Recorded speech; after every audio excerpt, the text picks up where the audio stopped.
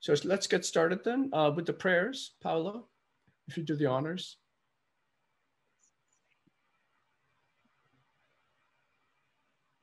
Great, thank you. So again, let's remember why we take refuge and generate bodhicitta, that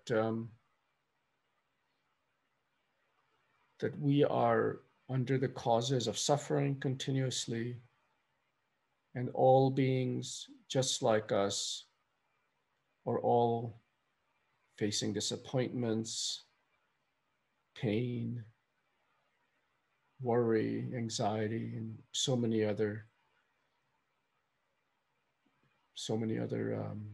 feelings. And so their minds are in chaos, as are our minds. And so we go to take refuge to the Buddha because he showed us the way, and all the other gurus and teachers since then for 2,500 years have carried on the teachings and shown us the way. So we take refuge in them because they have followed the path, and we follow their advice and generate the loving compassion that once we understand how our mind works, that we will take on the effort of helping all beings to understand their minds and to reach the final goal. So with that attitude, let's recite the prayer. I go for refuge until I'm enlightened to the Buddha, the Dharma, and the Supreme Assembly. By the merits I create through listening to the Dharma, may I become a Buddha in order to benefit all sentient beings. I go for refuge until I'm enlightened to the Buddha, the Dharma, and the Supreme Assembly. By the merits I create through listening to the Dharma, may I become a Buddha in order to benefit all sentient beings. I go for refuge until I'm enlightened to the Buddha, the Dharma, and the Supreme Assembly. By the merits I create through listening to the Dharma, may I become a Buddha in order to benefit all sentient beings.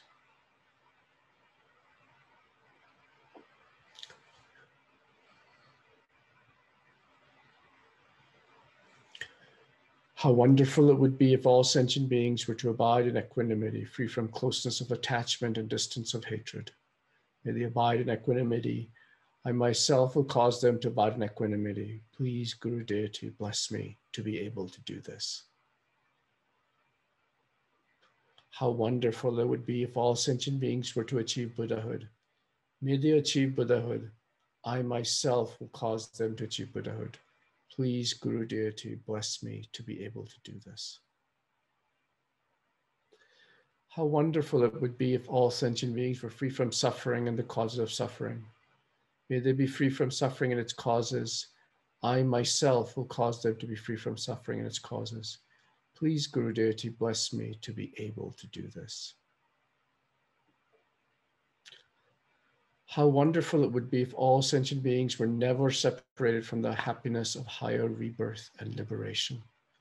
May they never be separated from these. I myself will cause them never to be separated from these. Please, Guru Deity, bless me to be able to do this. Thank you, Paula. Yeah, that's fine. So let's start. So welcome. This is our last class. Can you believe it? There is so much more to talk about, really, but I think, we've covered most of the ground. And so today, and we'll do our meditations and stuff, but I'm just mentioning that today what I want to do is kind of,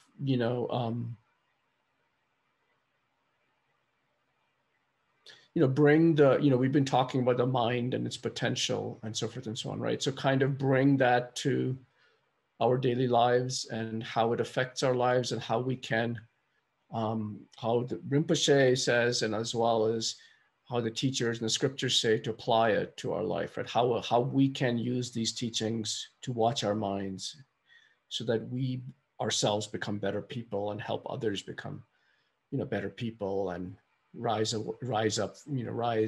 above the suffering that we all face, and so forth and so on, right? So, okay. So let's start with our, a short meditation. So we'll start with a 9-round breathing. So it's just kind of a summary of all the things we've done. So 9-round breathing, and then we'll do the breathing. We watch our breath 21 times. Remember, you can only count with your mind, no fingers, no toes, no saying anything, etc. And if you lose track, it's all right. You just go back to number 1. And we'll just do this for a while, and we'll just stop wherever you are. And finally, maybe we'll do a loving kindness meditation just to kind of wrap it up. So there we go. So let's just remember our posture. The 7 points, if you can remember, of the Vairochana posture. But even if you can't, the most important are to have our backs supple but straight, with a natural curvature, so we're not hyperextending it or slouching. To have our, just relaxed body, shoulders relaxed.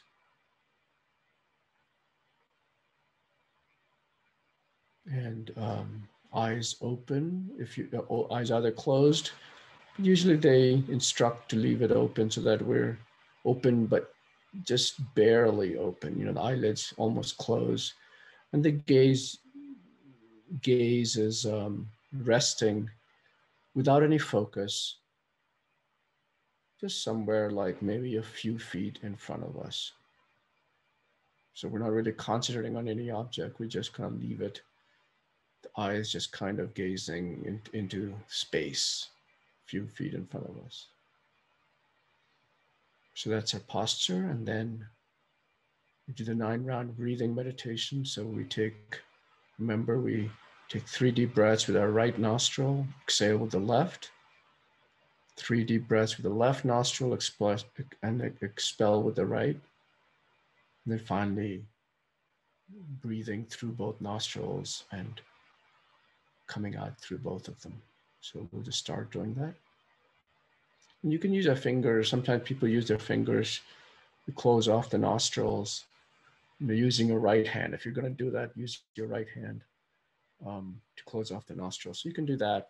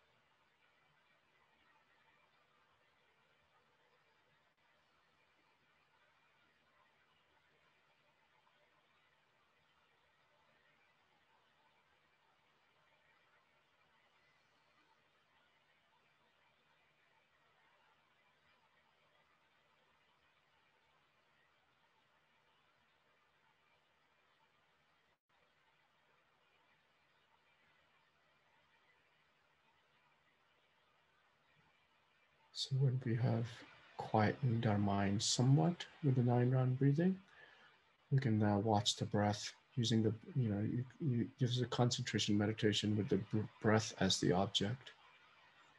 So we just, however you notice your breath, sometimes the instructions are to watch the breath that goes in and out the nostrils. Sometimes they suggest to just concentrate on the tip, like tip of the, the right above your lips, that area, between the 2 nostrils. and the feeling there. Sometimes it's helpful to just notice the belly moving in and out, however works best. So let's just do the 21, count to 21 times.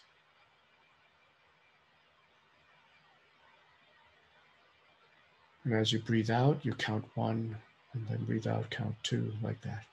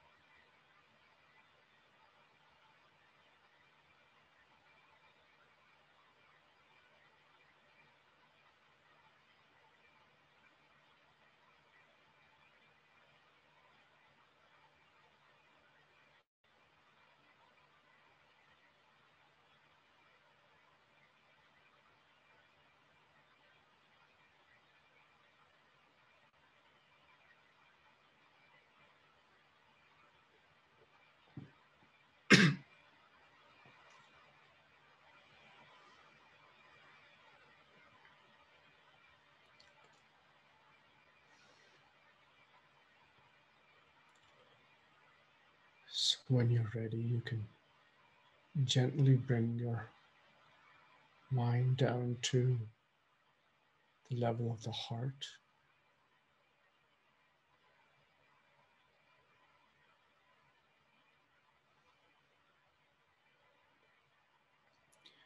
Imagine there's a golden orb of light.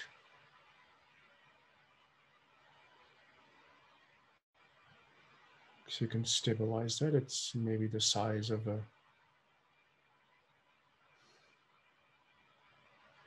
doesn't really matter what the size is. Sometimes they say pea, sometimes they say slightly bigger, but in any case.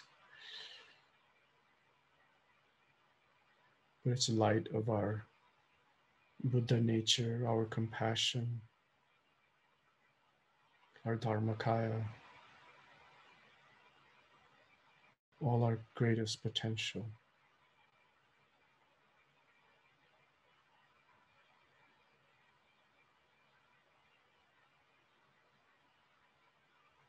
So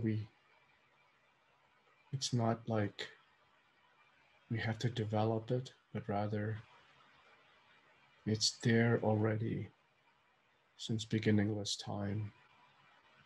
This pure, clear nature of mind.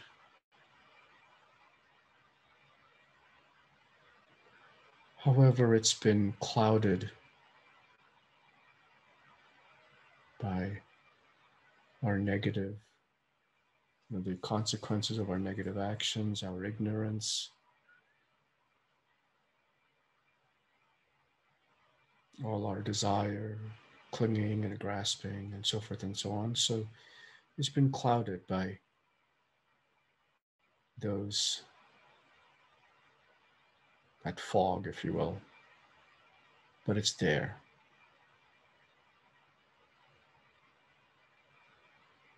So now imagine that surrounding you are all the people or beings you hold most dear.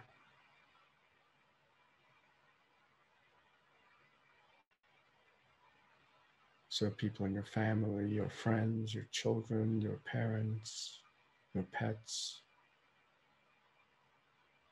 And imagine they're all surrounding us.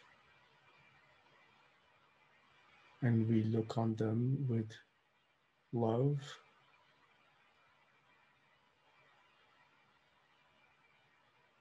And as we do, white light or golden light from that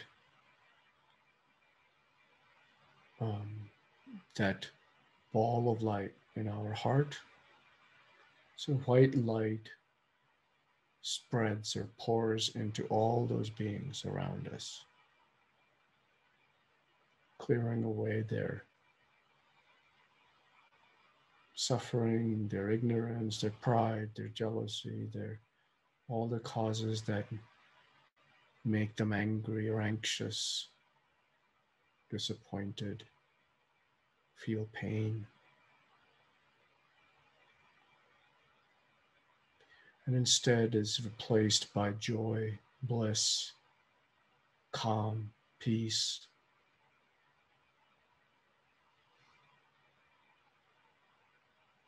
love, compassion, all those great qualities that we all endeavor to cultivate.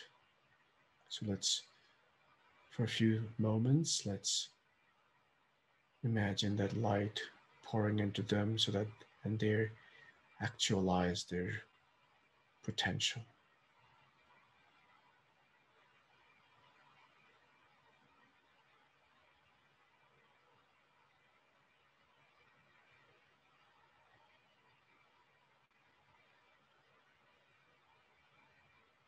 So really try to feel it, that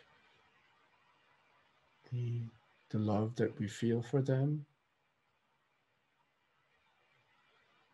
and how dear we hold them, and then the light spreads to them.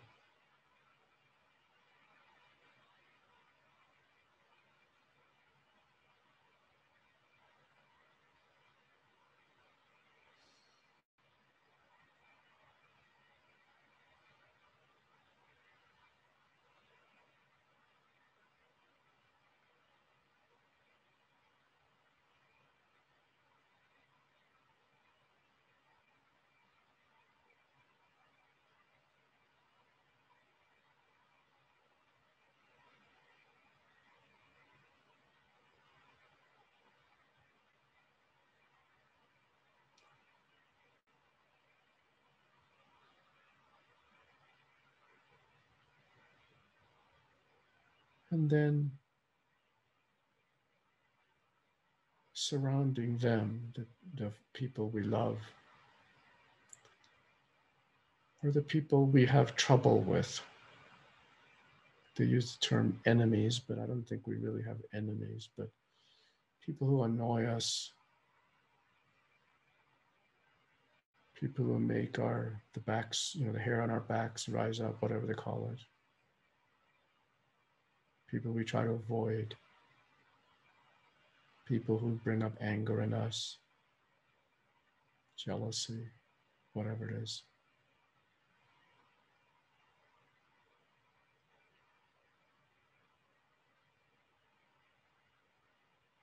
Maybe there are people we detest. So they're there too. And they also are deserving of love, just like us. They want to be happy. They want to be free from suffering. They're also they also have their minds clouded.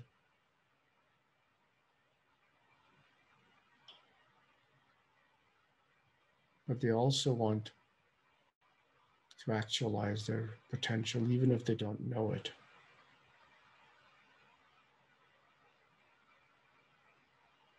So imagine the light from our heart spreads to all those beings.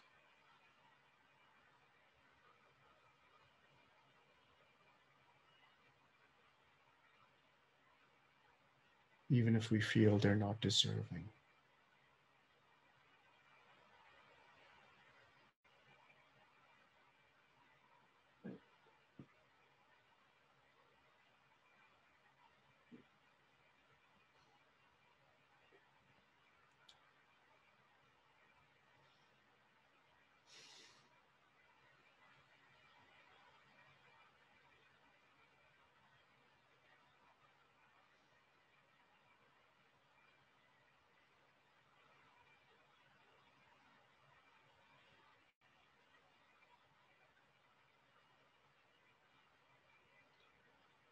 And then finally around them are all the beings that we don't really know.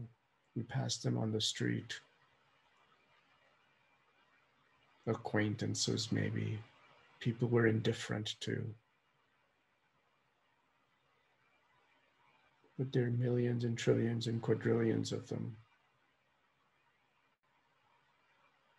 Not just on this planet, but everywhere in the entire universe. Not just in our realm, the desire realm, but the form realm and the formless realms. All the animals, the hell beings, the hungry ghosts.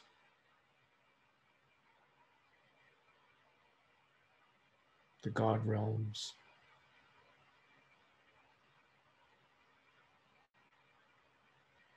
So imagine that the light spreads to all of them, countless of them.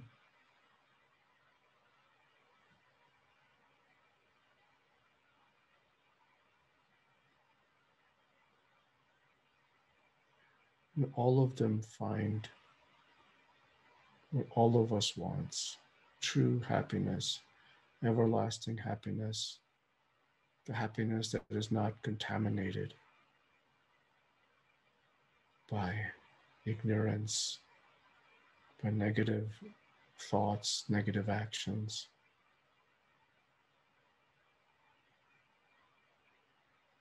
That we can all achieve, that they want to achieve.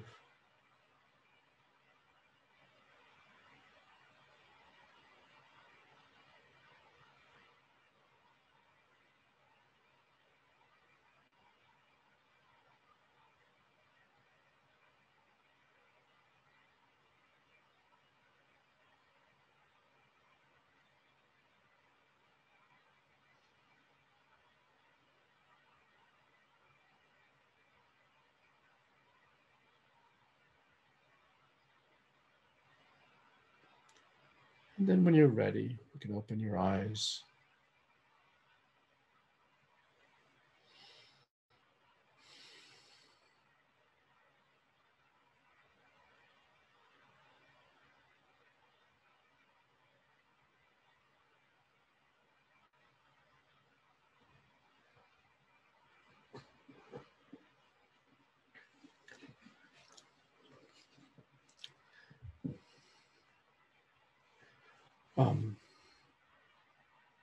So, you know,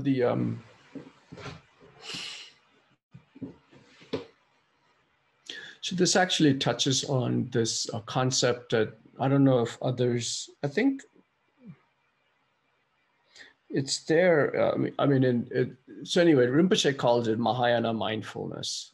So it's not, he didn't come up, I mean, I don't know where the term comes from. He uses that term, but the idea is that, you know, being mindful of our actions of body, speech, and mind, but not just mindful as in, you know, oh, what's going through my mind and so forth and so on, but having the motivation, the Mahayana motivation, the motivation of great compassion, every action having that, right?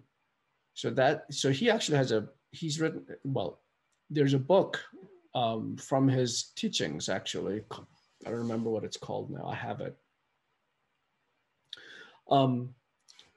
But, you know, basically by having the correct motivation for every action that we do, right? So for example, if you're walking, you imagine that, you know, all the beings are following you, and all the stupas and the holy objects and everything are on your right, so that you're always circumambulating clockwise, right? So that they're all following you, and, you know, accumulating merit, you know, so that they can, you know, you know, remove whatever ignorance, etc., that they have, right? Like that. Even if you're walking, if you're washing your dishes, you know, you have the you know, imagine that, you know, with every swipe that you're washing away the dirt and the dust and all the cobwebs of the mind, and same with all the beings, right? So like that. And, you know, there's all, you know, everything, opening doors, closing doors, there's walking downstairs, walking upstairs, walking downstairs, you know, you are, what's walking downstairs?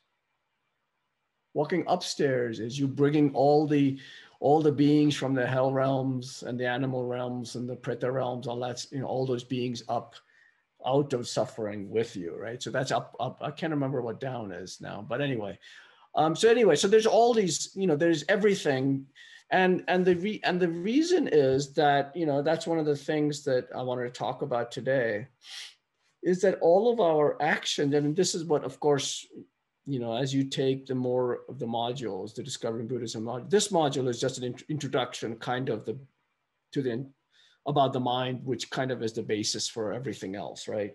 So this module kind of introduces to a bunch of the different concepts, and each of the different modules goes in depth into each of those aspects of you know, of Buddhist life or Mahayana life, or, you know, mindfulness and so forth and so on.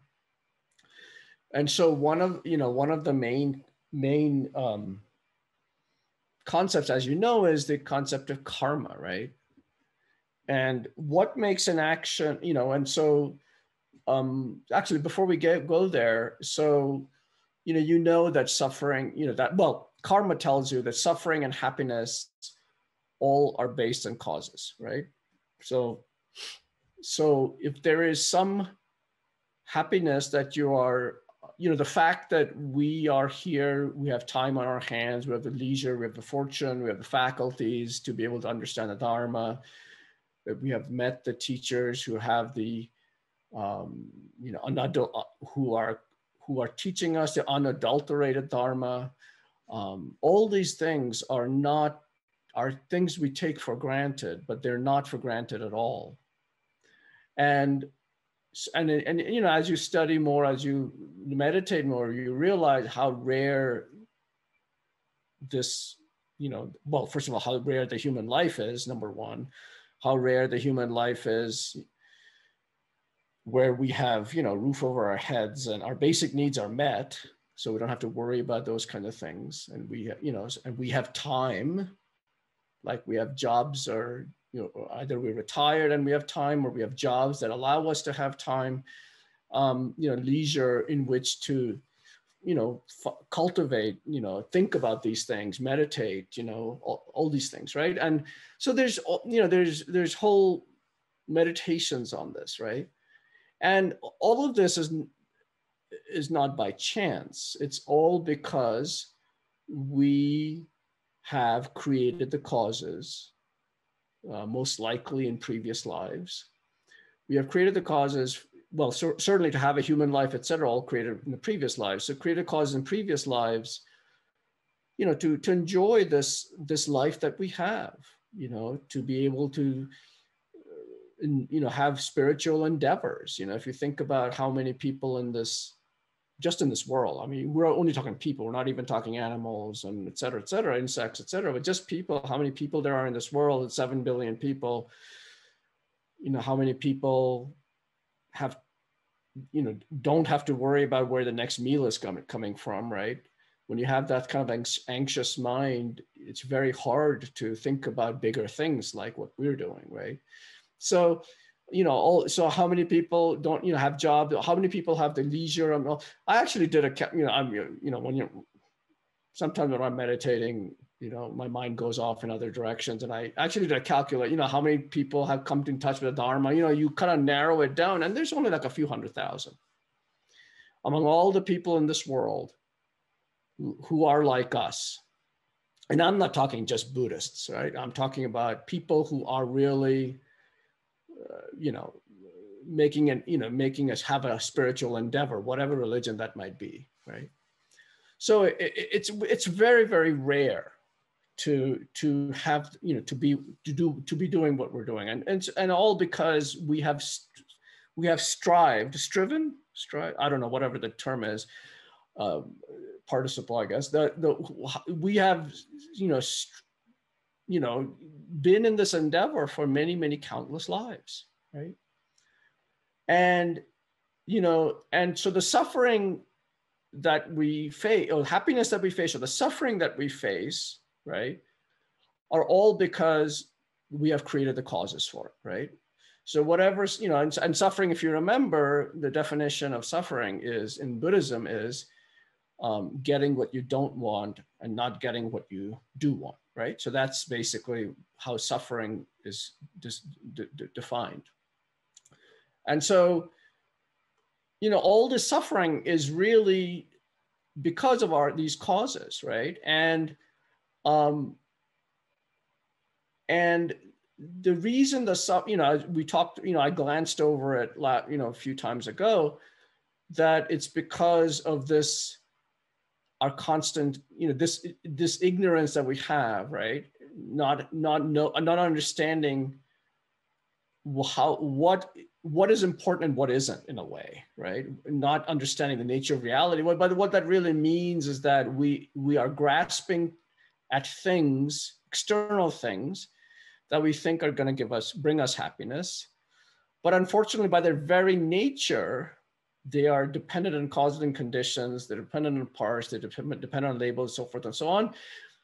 They will degenerate. And because of that degeneration, whether it's a person, whether it's a thing, because it's external, we will have suffering, right? But because we think that they are going to bring us permanent happiness, is the cause for our suffering, right? And that's the basic ignorance that we all share. And Rinpoche, Lama Zopa Rinpoche, I saw this quote, and so he said, until you renounce this desire, that is this clinging to samsaric pleasure, or in other words, clinging to external things that we think are going to bring us happiness. So until you renounce this desire, there is no end to your experience of the suffering of change. And the suffering of suffering comes from that. So there's, you know, there's three kinds of suffering, right? I'll just go suffering of pain, which is obvious, right? Pain, physical pain, mental pain, whatever it is, suffering of pain, suffering of change, right? So, you know, things, hot becomes cold, cold becomes hot. So, you know, they're suffering based on that, right? So things change. And then there's what's called, you know, suffering of suffering, which is all pervasive suffering. So that's the one that's really, you know, so all pervasive suffering means just our very existence, the nature of our very existence, because we are all under the cloud of ignorance, our very existence is suffering. Our very existence, everything that we think, touch, do, whatever, is because of that ignorance from which is where our motivation comes from. It leads to suffering, right? So, because our basic ignorance leads us to desire for external things, because external things, we don't understand how their true nature, they degenerate, and that brings us disappointment. So that's constant, right? That's because we are in the desire realm. That's why it's called we are being the desire realm, because desire is our biggest attachment to things, is our biggest problem. So because of that, everything will bring us suffering, right? Unless you have pure motivation. If you have pure motivation, then of course it's not going to bring us suffering. It's going to create the causes for happiness, right? So that's what. So one time I just remembered this. One time in some retreat, I can't remember when someone said,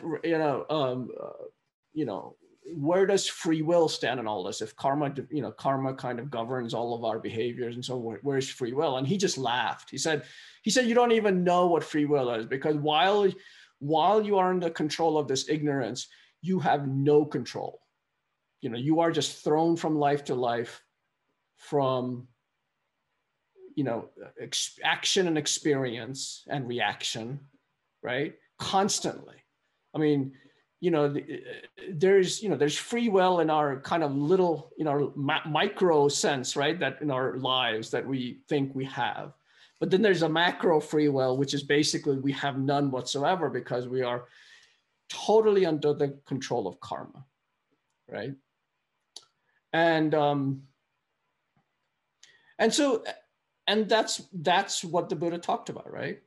And where the mind comes in all of this is that, all the suffering is mental phenomena, right? I mean, even suffering body pain in the body is a mental phenomenon, right? I mean, the body is not feeling the pain. It's our mind that is, remember, if you remember the direct perception and sensory, all that stuff we talked about last time, there is some sense, right, that feels the pain, some sense organ, and then some sense consciousness feels the pain. And then after that, the mind takes over and starts adding all these layers on top of it, right? I like it, no one likes pain, so I dislike it, right? I really hate it. I'm consumed by it. I'm anxious because of what's going to happen to me, to this body, right? I'm anxious because who's going to take care of my kids or my family or whatever, right? Who's going to earn a living? I mean, all these, all this, right? So it's, I don't need to tell you. So all that is mental suffering, right? And so all these causes come from the mind, right? I mean, a cause of the body, is not going to bring a cause in the mind. It's really all about mental causes that are causing reactions or feelings or whatever in our mind today, right?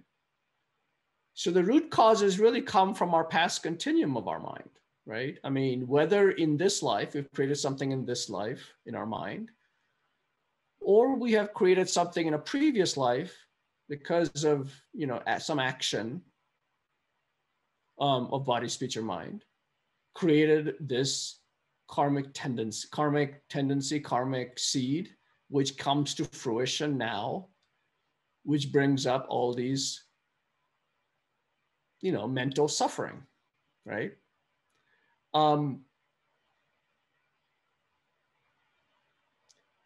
So that's why the Buddha, that's why the first module is about the mind, is because we really have to understand that, how the mind is central to everything, in this path, if we want to continue and reach enlightenment, right? And bring others to enlightenment, of course. But the mind is absolutely critical to understand how it functions, how it creates the causes, right? And how it, how it suffers from the, from the seeds it sows, from all the things that happen afterward, right? And, and other classes will talk about this, there's like 12 links of, how the mind, how the mind comes into being, how our bodies come into being, and how they degenerate. All that stuff is all so that we can understand, to lead us finally to understanding how we are ignorant, right? And remember, ignorance is not just not understanding the nature of reality, right? Ignorance in English normally means not knowing, right? Not knowing something, that's ignorance. But in this case, ignorance actually, the Buddhist term ignorance actually in English is a different meaning. The meaning is not only that you don't know, or I don't know what the nature of reality truly is, but not only do I not know it, I think it's exactly the opposite, right? That's the second point. But worse than that, the third point is I believe absolutely with all my being that my thinking of what reality is actually true. That is the perverse, not perverse, the opposite, believing the opposite of the true nature of reality absolutely to be true, right? So that's there's not just being ignorant, it's actually ignorance and believing it to be absolutely true, right? In an unshakable belief that how we think is actually true, right? And that's why it's so difficult to overcome, right? So those are all the, so that's in our mind, and it's been created over countless lives, right? And the reason the mind is so important is because what makes an action, whether body, speech, or mind, what makes an action virtuous or non-virtuous, right, is all comes from the mind, right? So the action itself doesn't have an inherent virtue or non-virtue associated with it. Just the very nature of what I'm saying or what I'm doing. It's really what is the motivation behind that action. That actually in Buddhism creates the causes, right? It's a totally mental thing, right? So, when you study karma in detail, you'll find that, there are, four components to what creates. I'll gloss over the details, but what basically creates the causes for some bad outcome to happen, right? So one is the motivation. You need to have, one needs to, by the way, the converse, so what creates the causes for something good to happen as well as, this applies to both virtue and non-virtuous things, right? So what makes an action virtuous and non-virtuous is four things. One is, the first thing is motivation. What is my objective, right? Am I giving money to a beggar because I want him to be able to get the next meal so that, he can find some peace or solace? Or is it because I want to feel better about myself, right? Or about maybe feeling better about myself and compared to other people who are also giving money to the beggar, look, I can give more, right? I mean, that's how donations to charitable organizations work, right? I mean, a lot of times, right? Matching contributions, all this other stuff, that's, that's how it works, right? I'm not saying that's not a bad thing. I'm just saying that we have to be cognizant of why we're doing something, right? So the action itself of giving has no, no inherent virtue or non-virtue, right? It's really why we're doing it. The second, and I won't go over the other ones in so much detail, but the second one is, having a particular object in mind at whom you want to commit the action, what is the object, and if the action of giving, if you had a beggar in mind, and if the giving happens to, the beggar is the one to whom you give, as opposed to by mistake, you give, like a thief, for example, he meant to steal from person A, but by mistake, he steals from person B. Well, that's not, so that's one of the things. It has to be the object has to be correct, right? To whom you're trying to do the action. And then next, the action itself, right? The action of giving or action of thieving, whatever, that action itself, that you actually did the action. So if you don't do the action, then the karma is not gonna be fulfilled. The requirements for the karma to won't be fulfilled. And finally, the completion, which is that feeling no regret, and not just that, feeling delight or joy in having caused, oh yeah, I made I made the person feel small. Great, he deserved it, right? So those are the four things, right? But the main thing is the motivation, right? The first one. And if your motivation is, even if you steal, but your motivation is pure, well, I don't know what a good example of that is. Actually, there is a good example of this, which is killing. So here's a pure motivation of killing. This is actually, some of you probably know this story already, but this is actually one of the previous lives of the Buddha this story comes from. And he was a captain of a ship, and he was taking all these people somewhere, right, across the ocean. And because of his omniscient mind, he realized that one of the people in the ship, one of the passengers, was going to commit some he was going to kill 10, 20, I don't know, however many people, like a lot of people, right?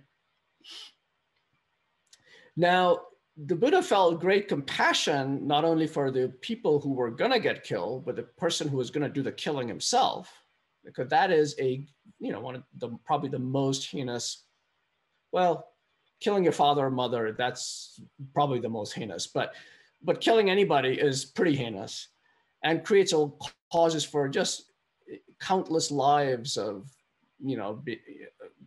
bad things to happen, hell realm, being in the hell realm and so forth and so on. So he had great compassion for this person. I don't remember all the details of the story, but the bottom line is the Buddha himself, because of his pure compassion, he himself killed the person, right? So that, number one, he wouldn't commit the action. Number two, all the other people's lives would be spared.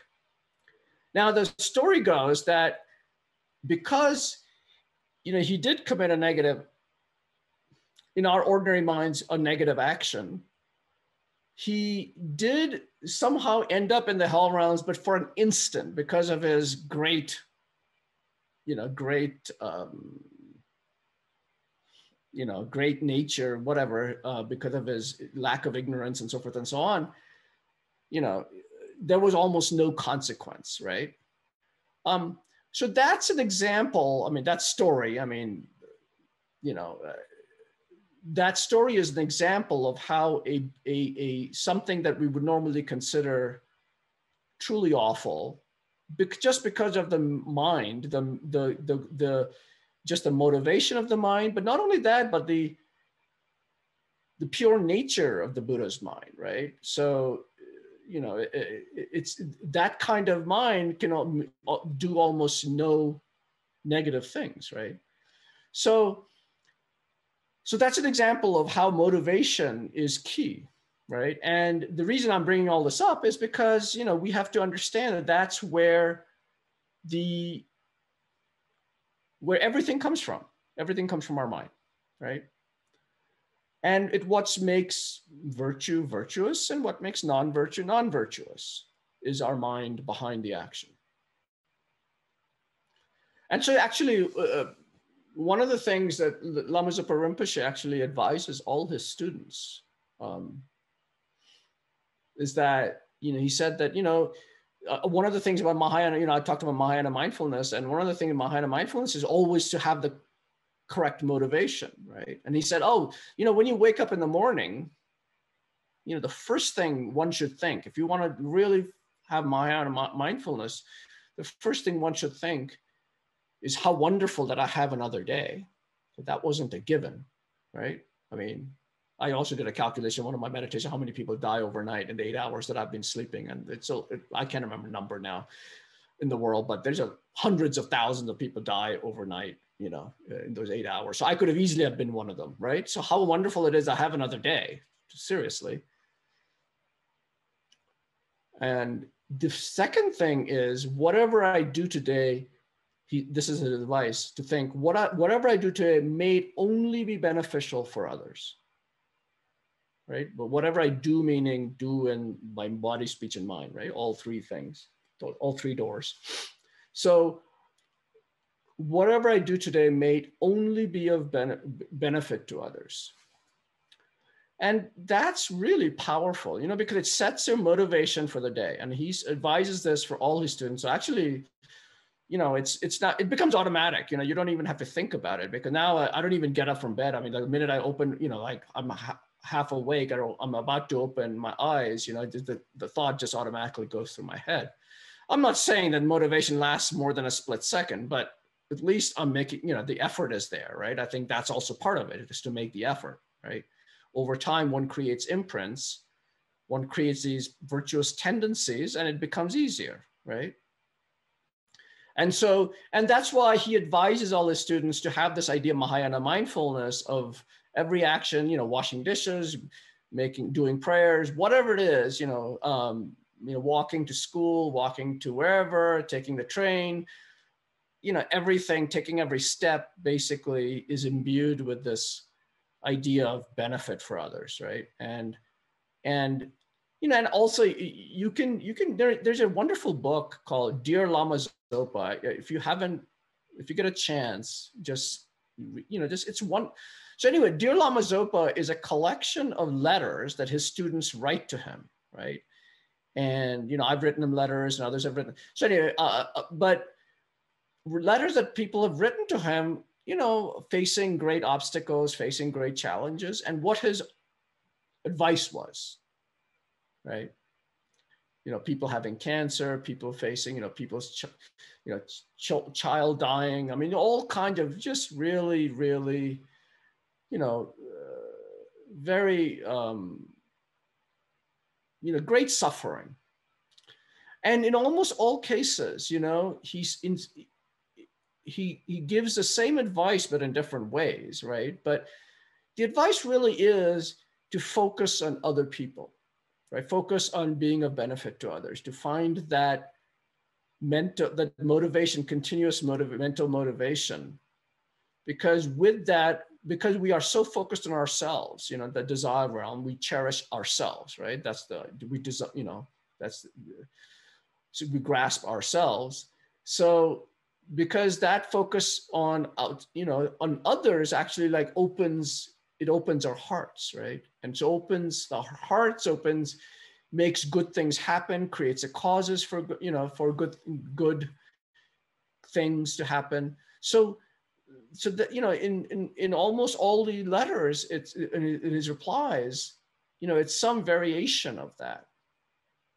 And, you know, I know a few people, like, for example, they were facing great depression, you know, and I'm not saying this works for everyone, but these couple of people that I know, you know, they just really took this to heart, right? And over time, the depression did lift. It didn't go away, because, you know, that's a molecular thing, but their depression did lift because they, you know, because anyway, I don't want to go, but basically they were able to transform their mind. It's all about, Buddhism is all about transforming the mind, right? That's really I mean, you know, if somebody asks, when somebody asks me, and I've given this answer, what is Buddhism, right?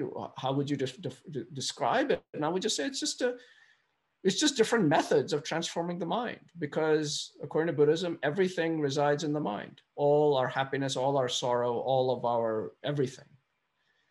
So that's where the Mahayana mindfulness fits in, is Rinpoche talks about how you can transform all your problems into you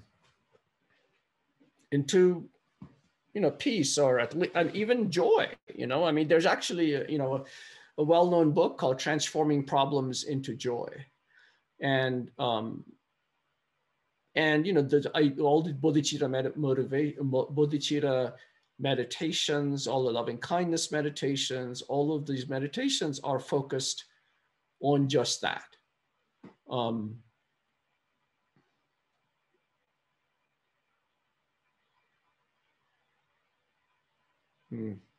Something came to my mind and then it just disappeared. An example is, I mean, I'll just use Rinpoche himself again, right? Because he's the one I know best who has such a mind. The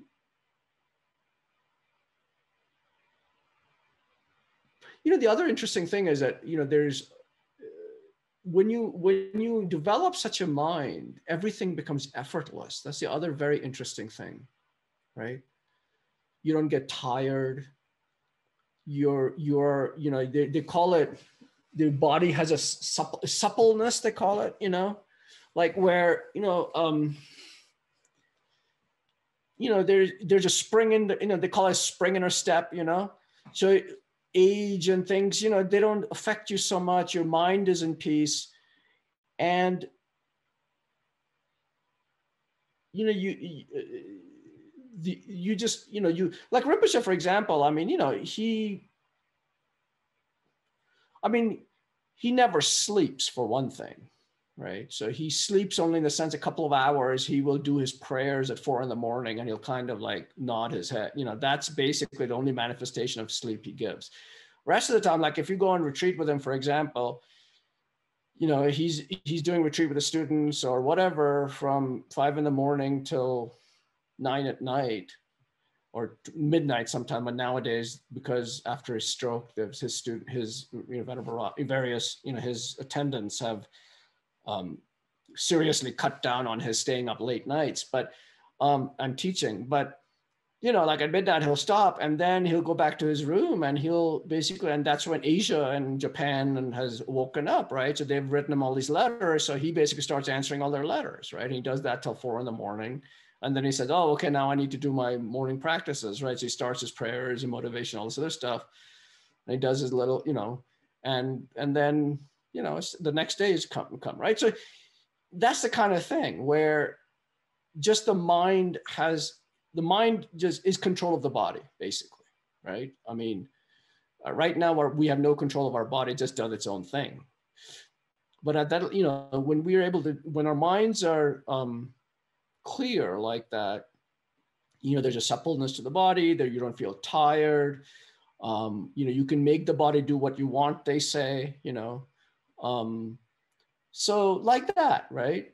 And what did I come to? Oh yeah, transforming problem to joy. So, so one of the examples of this was, I mean, some of you know, I'm sure, that Rinpoche had he had a stroke, like it must be 8-9 years ago now. I don't know exactly when. Anyway, and he was in Australia. That's right. He was in Australia. He was leading a retreat. I think he was giving an initiation, maybe. I think it happened like in the middle of it. I can't remember exactly. But anyway, they took him to hospital in Australia. And, they discovered, they figured out that he had this big, major stroke. And, he was in pain, and his right side, from his right side down, right arm, right leg, right everything, was basically totally, non-functional. I guess, I'm not sure the word is paralyzed, but anyway, it basically couldn't move it, right? And he also, like, his right cheek was drooping, so he didn't control his muscles in his right cheek, and he couldn't drink or eat because his, like everything would just fall out the right side of his lips, that kind of thing, right? So he was in great discomfort, pain, and so forth and so on. And, but the amazing thing, I don't know if they're still around or not, but there were some videos of this that was floating around where people took these videos of Rinpoche in his hospital bed with nurses and doctors around him. And the amazing thing is that even though his body was in pain, right, his mind was in no pain, had no pain whatsoever. He was just laughing. He was doing his prayers with one hand, he would just raise his one hand and do his prayers, and he was, praying for his students, praying for the doctors and nurses, and And he was just really happy. So, the pain in the body has no effect, right? I mean, if there's something like that happened to me, I just get the flu when I start getting upset, right? I mean, forget about a stroke. I don't even know what would happen what I would do if that happened to me, right? So, that's the kind of, and that's not because, he's some magician. It's because, he has control over his mind. He has, realized that he has nature of reality, that he overcome ignorance and so forth and so on, right? The things that hold us back. So, so that's the reason that it's important to focus on our minds, that we only have this life. We don't know where the next one will lead us. And maybe the next one won't be a life where we have this luxury of being able to make progress, spiritual progress, and create the good causes and purify the negative causes and so forth and so on. So we only have this life, and we have to make the best of what we have now.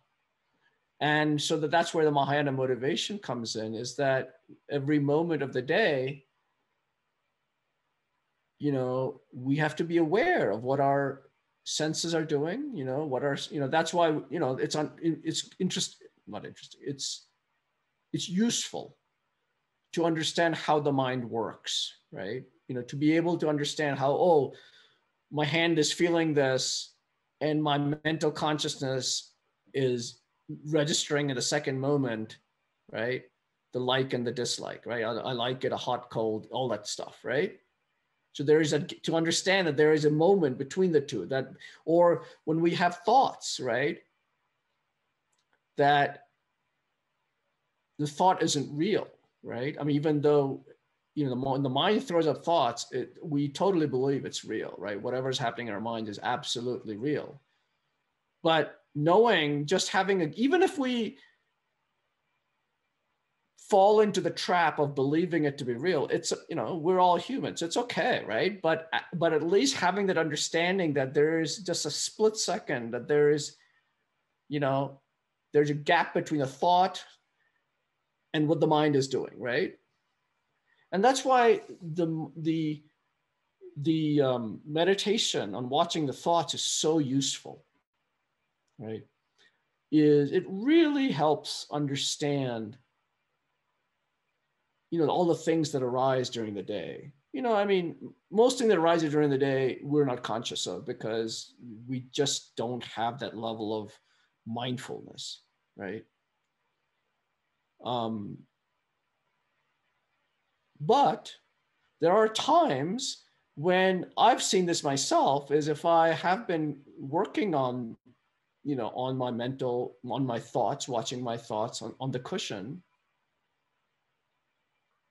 I have seen that I am more aware when certain things happen, that I'm aware of what is going through my mind, right? I'm not saying that I'm developed enough that I can take a better action than what I would have done otherwise. I may still take the same have the same bad reaction, but at least, there is an imprint in my mind to be able to understand that that thought isn't necessarily real.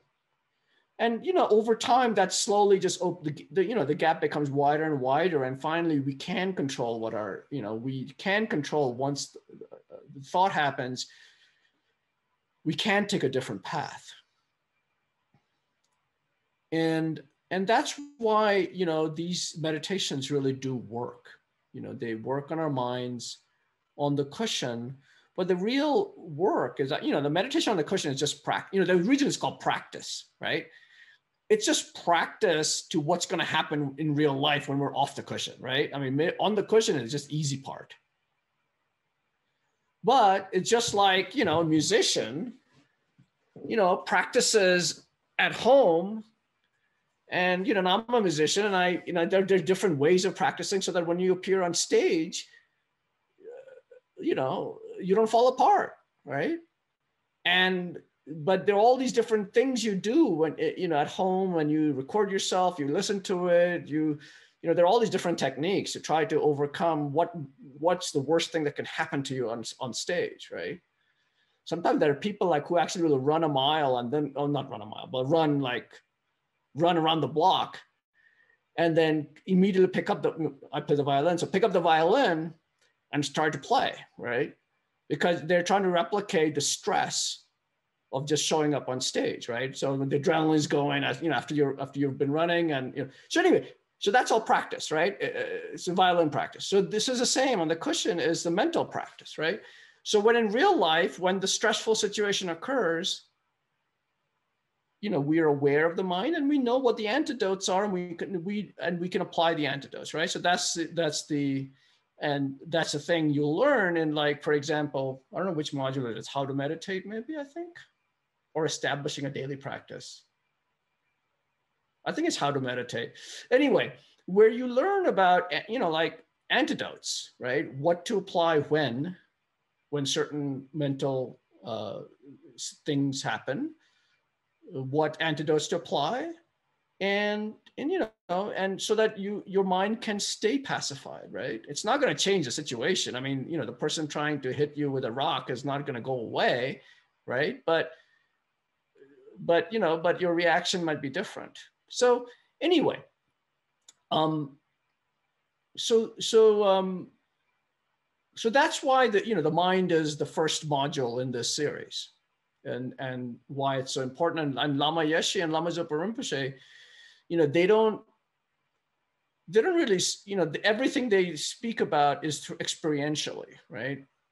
You know, they don't usually go point by point down a text like other teachers will do and give a commentary, but they talk about it from their personal, you know, from an experiential point of view, because they focus so much on the mental aspect of things, right? How the mind works and how karma works, how ignorance, you know, clouds our judgment, how all these things fit together and create the causes for our suffering and happiness, right?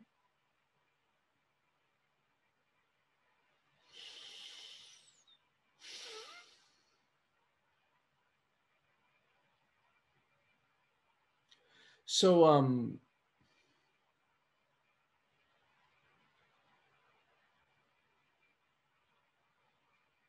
I'll stop here for a minute. And did you have any questions? Or, I mean, whatever I said is not rocket science, right? But it's important to understand, you know, the relationship between the mind and our behavior, our actions, and what happens, right?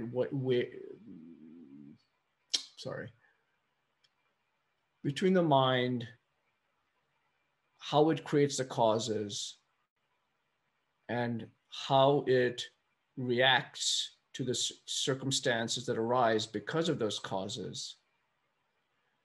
And then how the mind reacts to those circumstances out of ignorance and creates further causes for future unhappiness or suffering, right? I mean, you know, if a person is trying to hit me with a rock, if I try to hit him back with a rock or shoot him, that's creating a cause for regardless of self-defense or whatever, it's creating a cause for future suffering, right? I mean, that's just a kind of a stupid example, but you get the point. So that's how we are constantly cycling, as they say, in Buddhism, they say cycling in samsara. We go from life to life to life to life to life.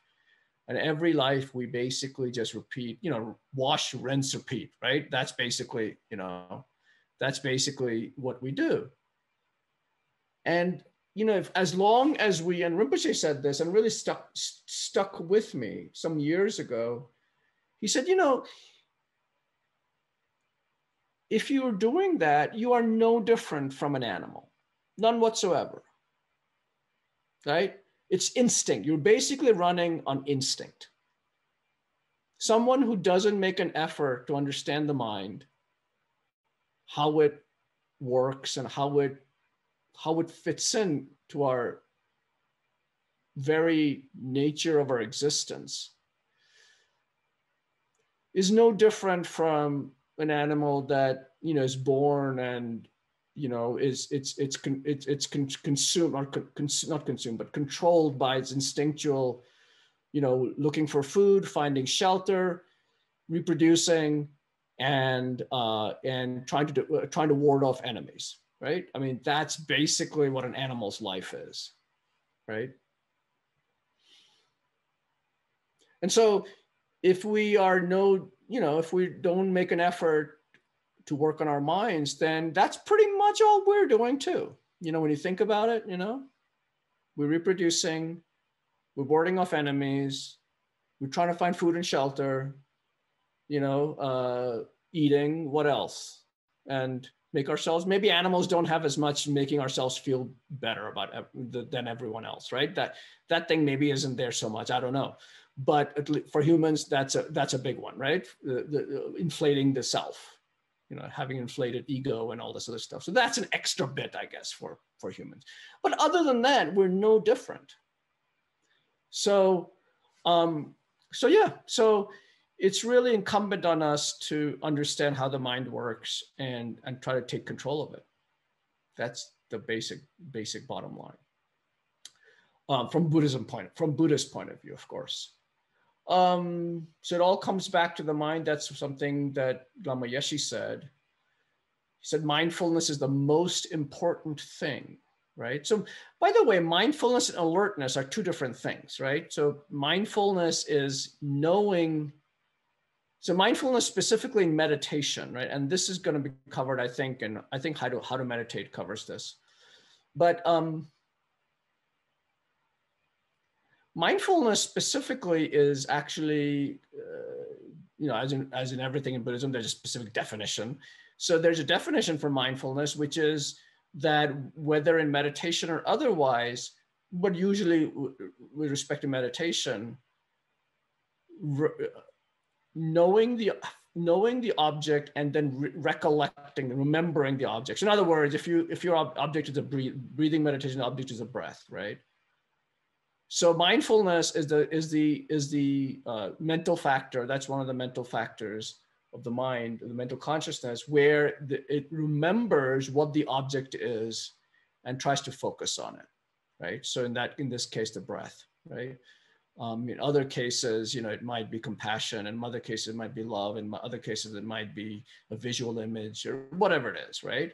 So the mindfulness is, in this case, is like, in Mahayana mindfulness would be mindfulness in knowing what the motivation, that object is the motivation, right? Knowing what is my motivation, what is my thought behind the action, right? That's the mindfulness part of it, right? So that's the mindfulness in this context. Alertness is a different thing, right? Alertness, like for example, in meditation means having, you know, not only once you know the object, the breath, having a clear clear image of it, if you will, right? No, you know, not like breath is not a very good example because it's a kind of it's a physical sensation. But like if you have a visual image, if your mental image is, let's say, you know, the picture of the Buddha, right? You know, the Buddha, you know, the Shakyamuni Buddha. So alertness would be where, you know, when you have the image in front of you, mental image, right, in your mind, as you're concentrating on the image and you're doing a meditation, alertness is staying on the object, but having a clear picture of it, right? And it's not vague, you know, the arms are not disappearing and, you know, you remember the colors and all this other stuff, right?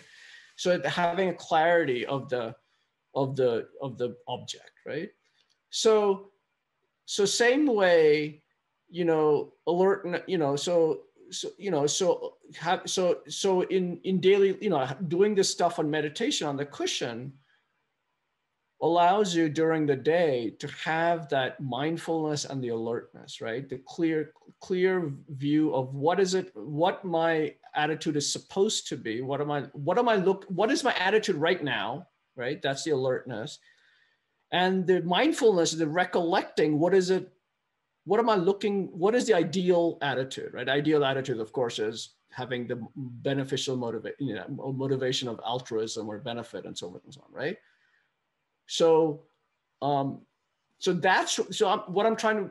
why am I talking about all this, right? What I'm trying to say is the reason that meditation on these things, on the mind especially, is important is because that is what translates into,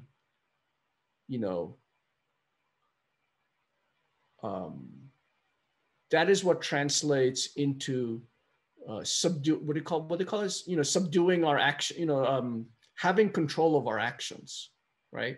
If we understand that our actions are what creates, the motivation and the action create the causes for all our suffering, and we have control of our minds, is that we have mindfulness and alertness, we can always, ideally, always have the correct motivation, correct ourselves if we have the wrong motivation. The alertness shows us what the attitude is it the wrong motivation or the right motivation? The mindfulness allows us to, correct that motivation if it's not virtuous, right? If it's not a good motivation, then mindfulness reminds us as to what they're supposed to be and then correct it. And in that way, our actions either become neutral or become virtuous. Because if it's a non-virtue, we're not going to commit it, right? And so, that's not going to stop us from the seeds from our previous lives, from arising, from ripening.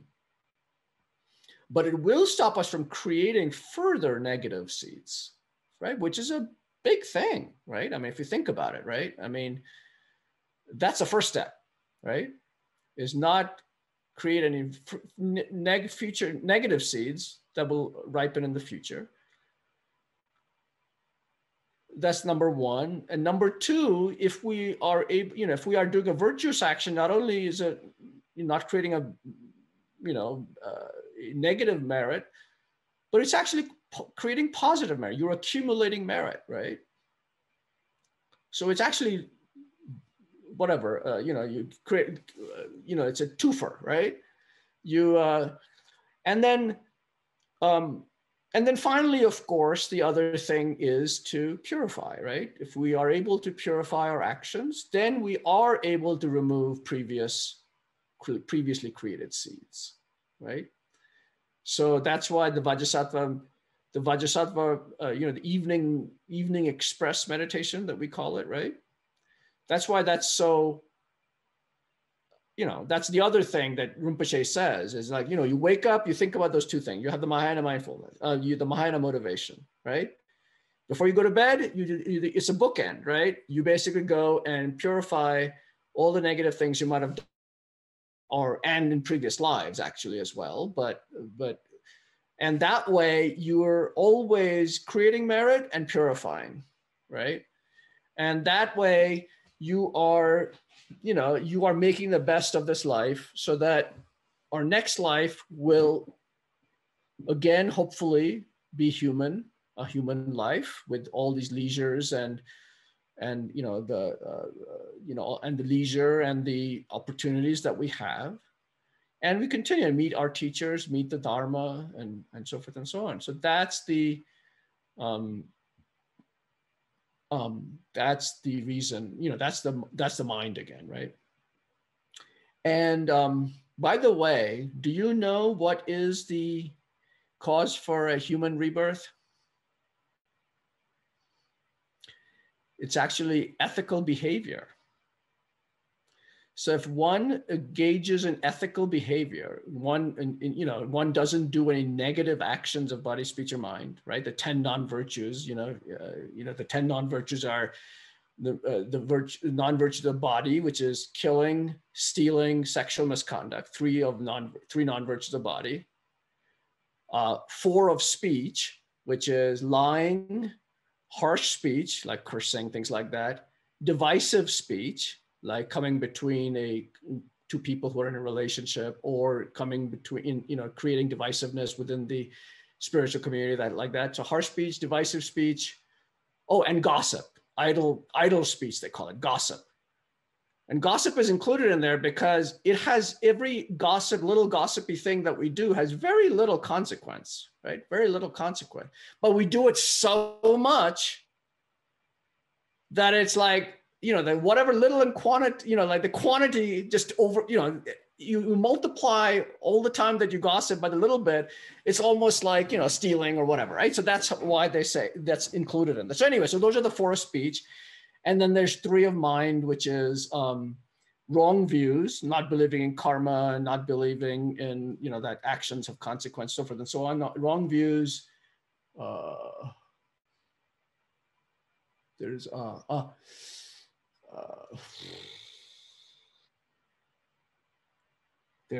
malice. Oh, that's a malice. So malice is the mental factor which causes us to actually react with violence, whether violence of mind or violence of body, whatever. So that's malice, wrong views, and then there's malice. Oh God, I always forget one of them. Anyway, you can look it up. So anyway, so those are the 10 non-virtues, right? So if we are able to control our minds, pacify our minds, control our minds, have mindfulness and alertness during the day, we can stop engaging in the 10 non-virtues, which I'm told guarantees us a human life. So, that's the minimum, right? You need to have at least a human life to continue on the spiritual path.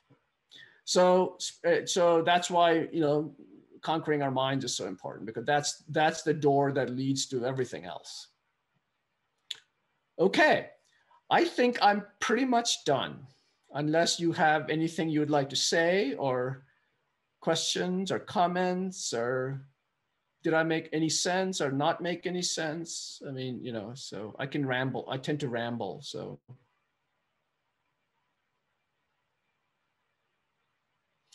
Well, I hope that, how many of you, is this you've taken Discovering Buddhism before? Have you all taken Discovering Buddhism before? No, Kim. How about you, Kathleen? I have. Okay. I had a question. Oh, sure. Okay, go ahead. You spoke about being at a retreat, and someone at the retreat asked a question about free will. What role does free will play? And the answer was essentially, well, we don't even know what free will is because of our obscurations. That's what I'm remembering. Who answered the question? Who provided that answer? We have no idea what free will is. I'm just wondering if it was Lama Zopa. I want to say Lama Zopa, but I can't say for sure. I think it was. I wasn't at the retreat, but I read about it. That's, and I'm pretty sure it was Lama Zopa who said that,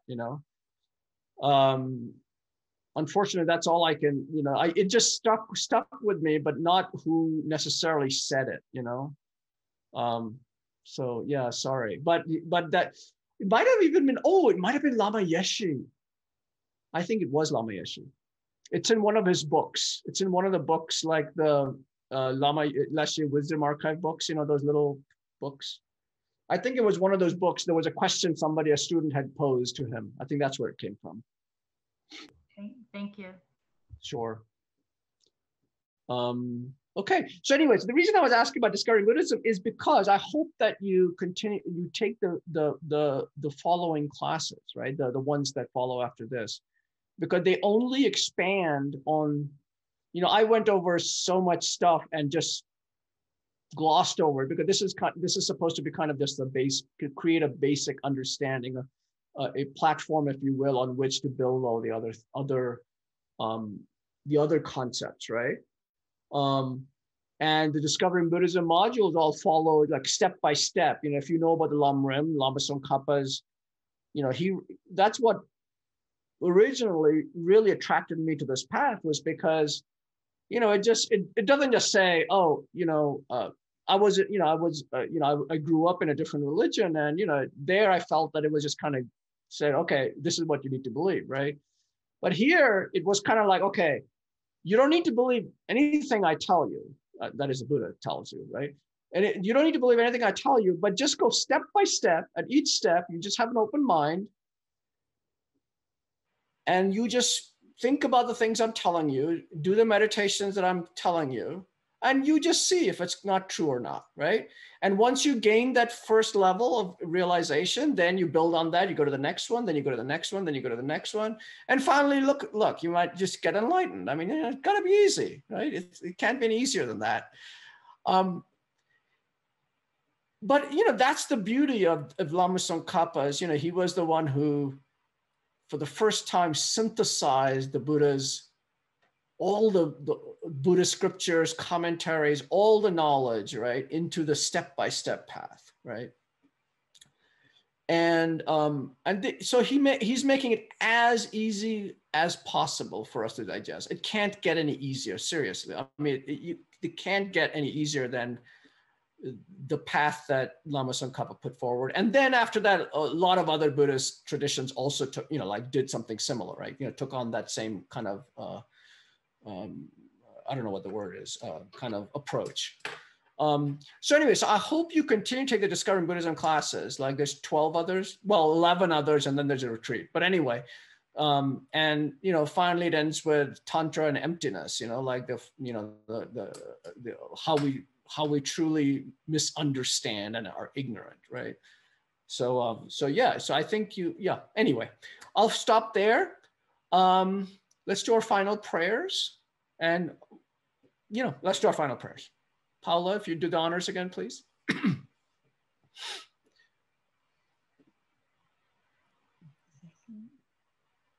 Oh, it's 8:30. So, okay, just 2 minutes late, but sorry.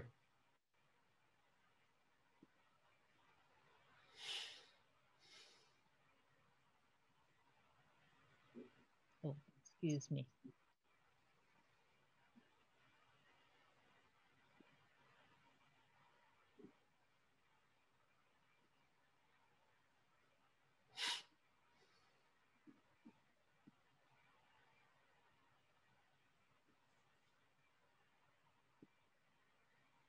Okay, great.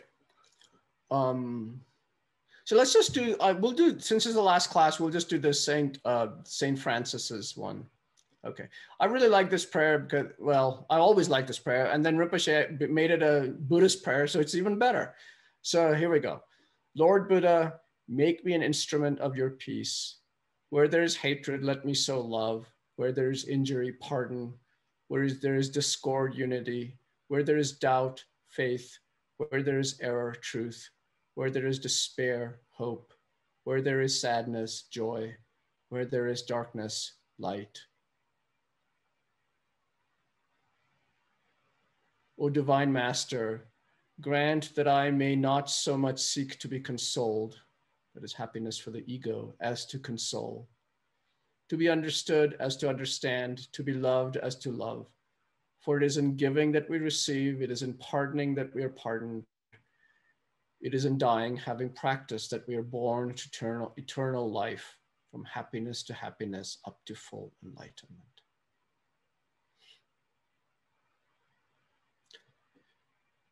So now we dedicate, and remember the reason we dedicate is to seal whatever merit we've created in the last couple of hours and the however many classes, with emptiness and an understanding of emptiness, and with love and compassion. So due to the merits of these virtuous actions, may I quickly attain the state of a Guru Buddha and lead all living beings without exception into that enlightened state.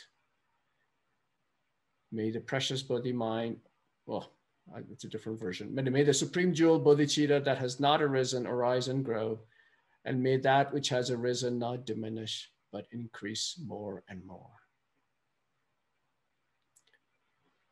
the granting, wish fulfilling jewel, source of every single benefit and happiness in this world, to the incomparable kind Tenjin Gatso, I beseech, may all your holy wishes be spontaneously fulfilled.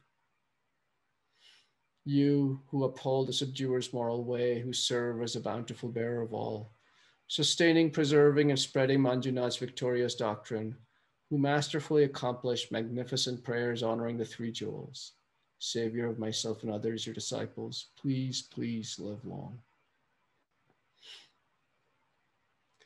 Venerable One, to you whose kindness exceeds that of all the conquerors for those wanderers in far-off places, especially in the West, mindful of your loving concern for us and intentionally descending again into a family of a far distant land, we make this request.